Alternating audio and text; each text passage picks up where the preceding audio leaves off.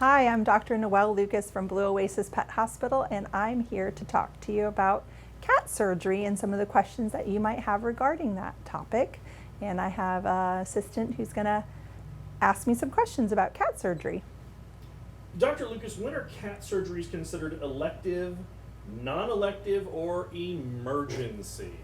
So elective cat surgery would be cat neuter, cat spay, just maybe a general dental cleaning with maybe mild periodontal disease and not really a lot of dental extractions expected.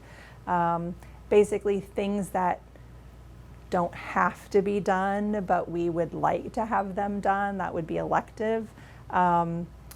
Things that would be more likely to need surgery, that would maybe be discomfort things like bladder stones, uncomfortable, we need to do surgery, certainly would be indicated, not necessarily elective anymore, but more urgent, but not emergent. That would be a good example of surgery that needs to happen for your cat.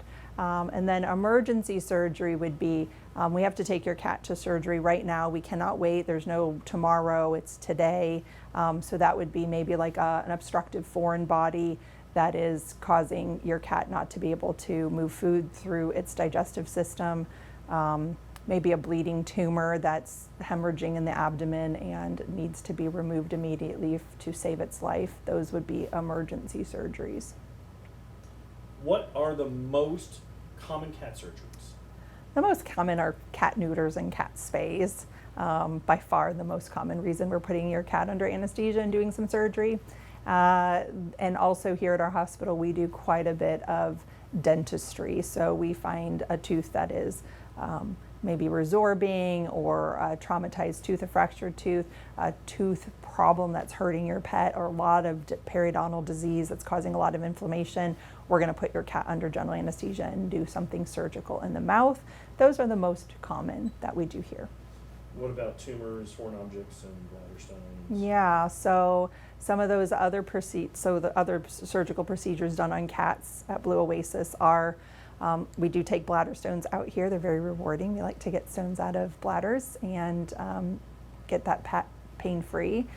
Foreign bodies, so your cat's eaten, I don't know, I've seen little plastic things they eat off of countertops, and linear foreign bodies, so strings or ribbons, threads that they will eat. Those would be foreign body surgeries. And then we do see some fractures, so bones that we might need to set. Those would be something surgical we'll do. Laceration repairs, so unfortunately cats hurt each other, and so dogs hurt cats, so we'll see lacerations, repairs that need to happen, and obstructions are one of the things, and then tooth fractures. So we'll see a fractured tooth and we need to surgically remove that tooth. What kind of lab work needs to be done before having surgeries? So the lab work that we do is usually a CBC and a chemistry. So we're going to just look at some of those biomarkers of health. Hey, does your cat have enough red blood cells? Is it anemic? Does it have enough platelets, or there's a problem with platelets? What are our kidneys doing? Is there any dysfunction there? What are our liver values doing? What are electrolytes doing? So those are some of the things that we're looking at when we're doing pre-anesthetic blood work. What does your cat look like on the inside, not just the outside? How long is the recovery period usually? So after your cat has surgery, it really depends on the type of surgery that your cat has and what kind of recovery period we're going to have. For example, a cat neuter or a spay are going to usually have maybe a day. Those cats are going to be sort of like not feeling their best, but usually by the very next day, especially because these are young cats usually, they feel great and they act like nothing happened. It's amazing because you and I would not feel the same.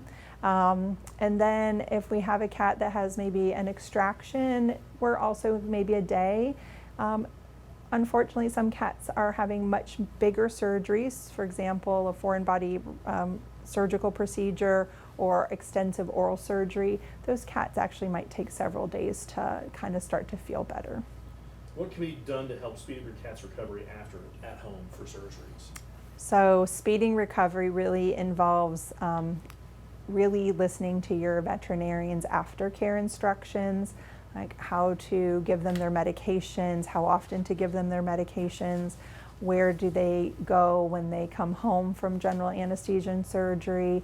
Do you follow, their restriction guidelines? Are they being way too active and maybe exacerbating or causing inflammation in their surgical sites?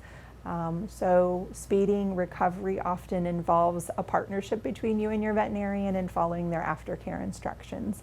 So if you have some specific questions about cat surgery specifically and need to get them answered, we invite you to reach out to Blue Oasis Pet Hospital.